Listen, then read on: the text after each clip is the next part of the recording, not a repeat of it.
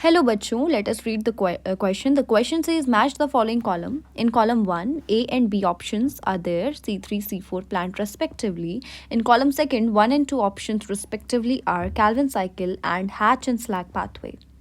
तो देखो C3 और C4 प्लांट में दो तरह की साइकिल्स होती हैं हमारे पास. एक होती है C3 साइकिल और एक होती है C4 cycle, right. C3 cycle जो होती है वो सारे ही फोटोसिंथेटिक प्लांट्स में चलती है और इसको कहा जाता है कैल्विन साइकिल, क्योंकि पूरा पाथवे जो था वो साइंटिस्ट कैल्विन ने ढूंढा था, तो कैल्विन साइकिल नाम पड़ा. जबकि C4 साइकिल या C4 जो पाथवे था वो किसने ढूंढा था? हैच एंड स्लैक ने ढूंढा था, इसीलिए नाम पड़ा hatch and slack pathway, right. तो यहाँ पे C3 साइकिल जो है वो सारे फोटोसिंथेटिक प्लांट में चलेगी, यानी C3 एंड C4 प्लांट दोनों ही में ये साइकिल चलेगी. जबकि C4 साइकिल सिर्फ C4 प्लांट्स में चलती है. C3 प्लांट्स में जो कैल्विन साइकिल चलती है वो चलती है मीजोफिल सेल्स में.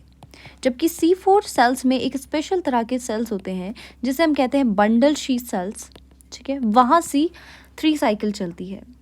इसके अलावा अगर हम फर्स्ट CO2 एक्सेप्टर की बात करें तो C3 साइकिल में पहला कार्बन डाइऑक्साइड एक्सेप्टर जो होता है that is RUBP, राइबोलोज bisphosphate.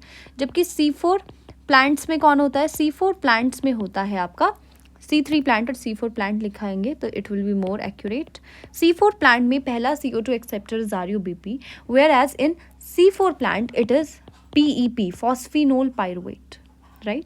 C4 plant आपके ज़्यादा एफिशिएंट होते हैं, ज़्यादा टेम्परेचर को टॉलरेट कर सकते हैं, वेयर एज C3 प्लांट आपके फोटो रेस्पिरेशन होने के चांसेस ज़्यादा होते हैं, क्योंकि यहाँ पे जो रुबिस्को एंजाइम है, राइट, वो कार्बोक्सिलेज और ऑक्सीजनेज एक्टिविटी दोनों ही दिखाता है. जबकि C4 प्लांट पे फोटो रेस्पिरेशन जैसा वेस्टफुल प्रोसेस आपका नहीं होता. तो मैं कह सकती हूँ C3 प्लांट्स में सिर्फ आपकी कैल्विन साइकिल चलती है, जबकि C4 में कैल्विन और हैच एंड स्लैक पाथवे दोनों ही चलता है. So the final answer will be option B. I hope you understood it well. All the best. Thank you.